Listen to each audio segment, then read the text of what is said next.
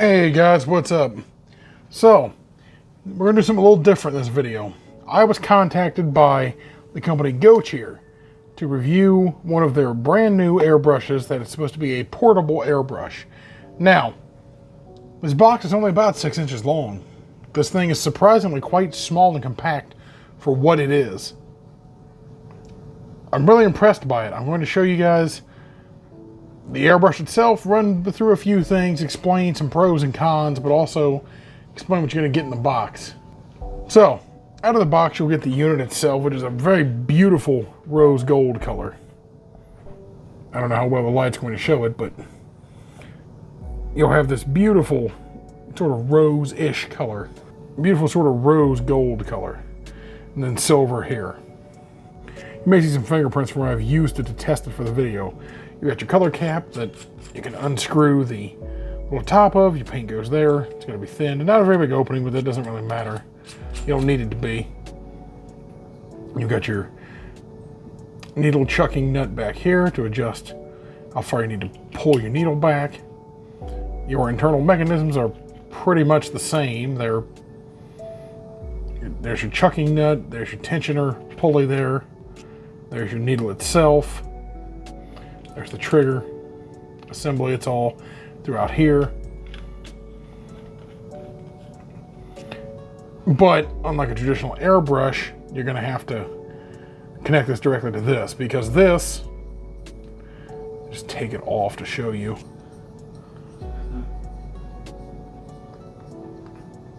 Is a non-traditional thread.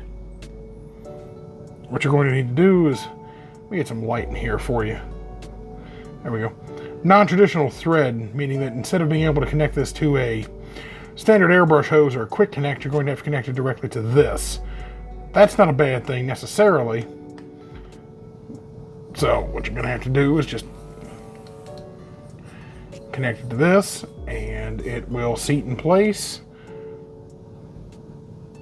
like so.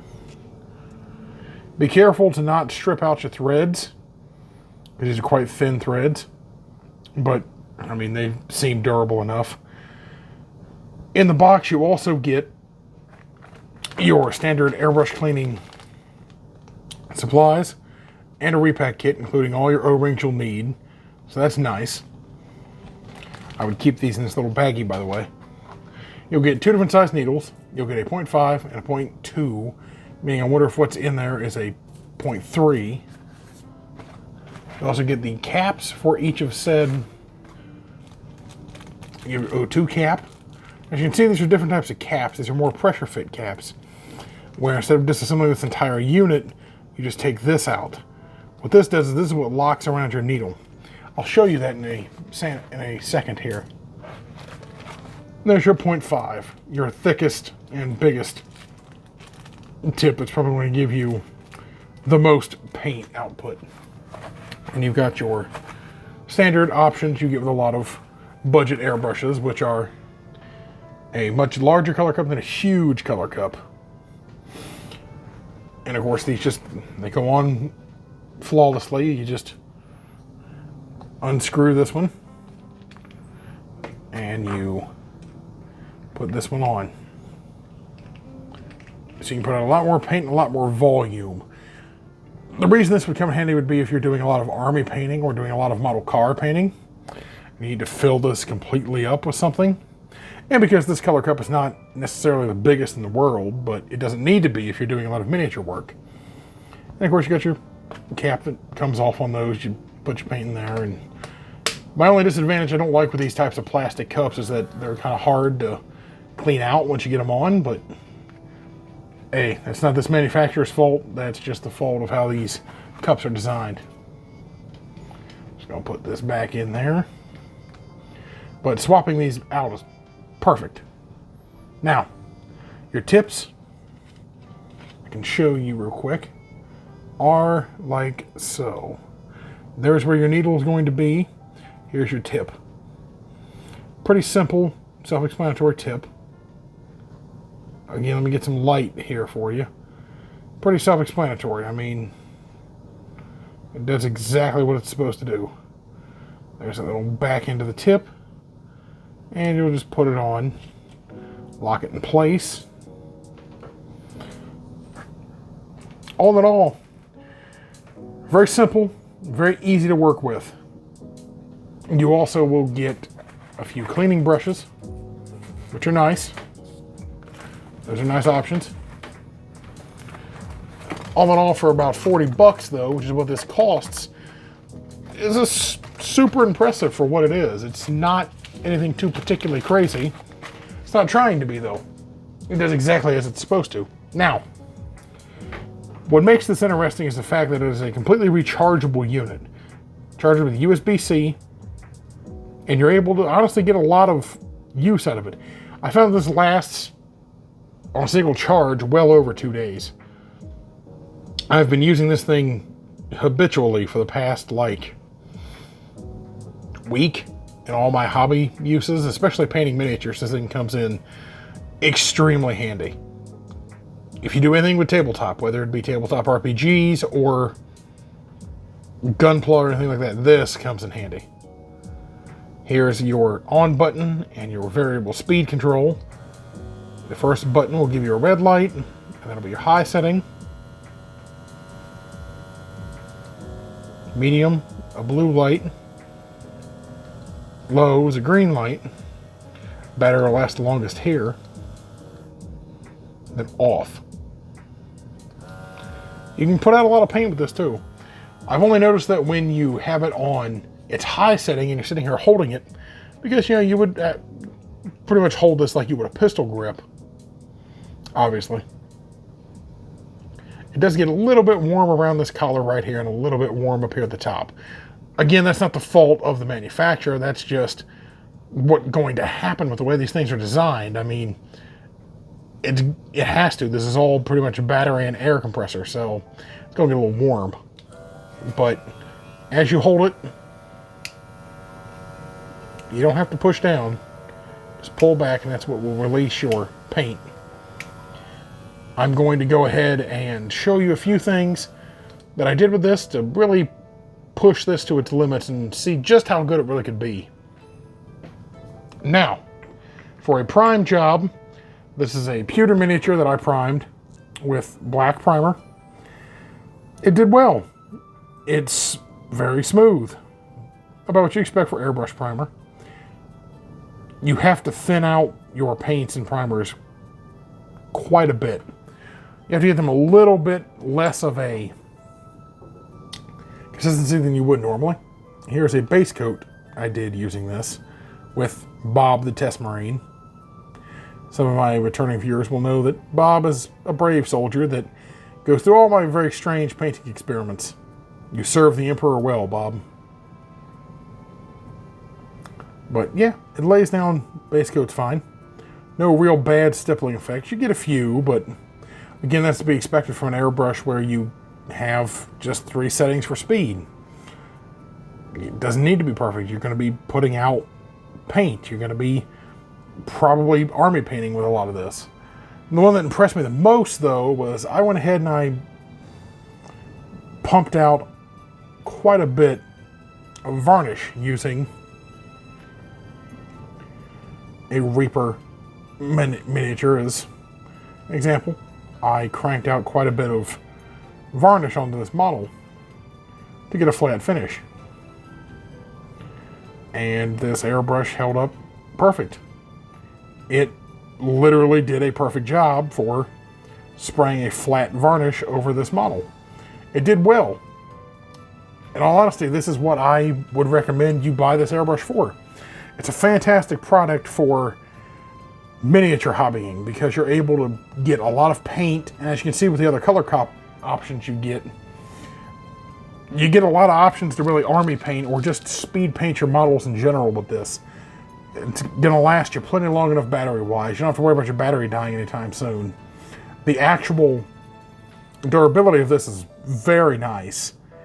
Very durable, holds up well, doesn't have any kind of cheap feeling at all. It holds up nicely. You got a couple of color options. You've got black, you've got a green, and you've got this. This is what I was sent, so this is what, of course, I enjoy.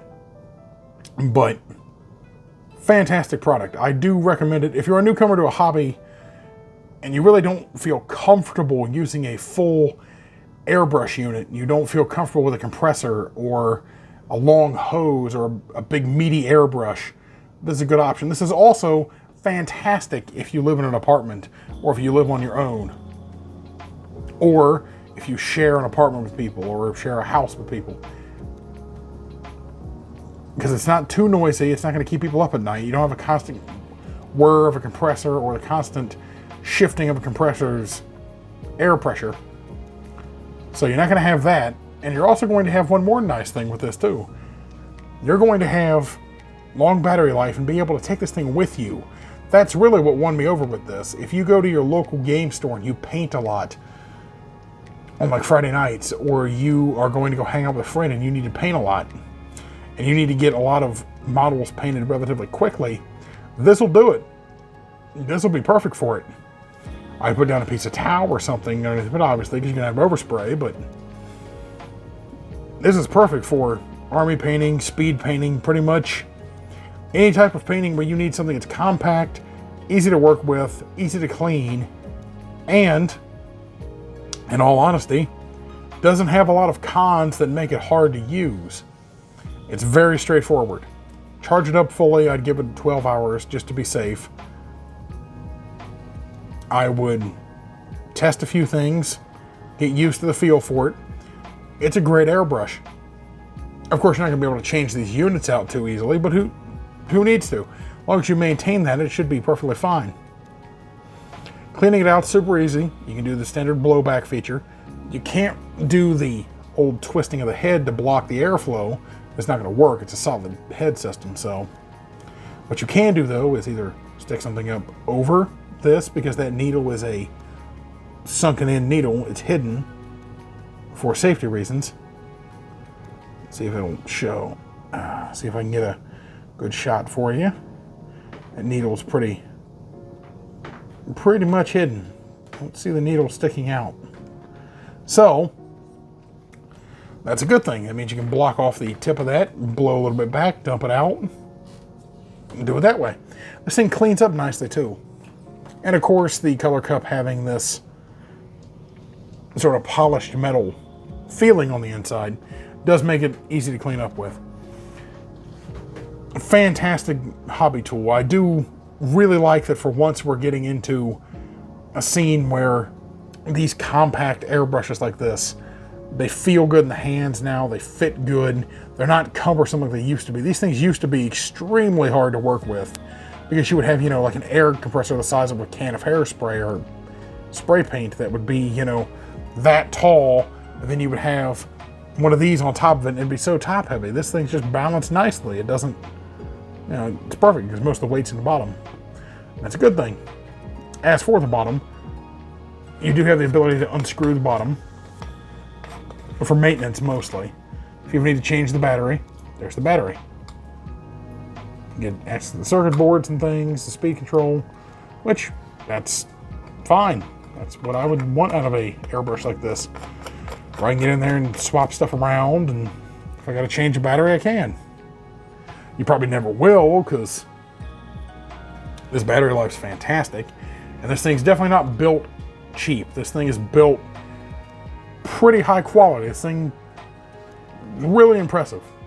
I highly recommend it if you're starting off in the hobby, or if you just don't have a lot of space as a hobbyist and you really don't feel like having this big, huge setup, and you don't want to have to rattle can everything because you live in a bad climate, or you have a lot of winter months in the area you live in, or it's just simple. You just don't feel like having a giant airbrush unit.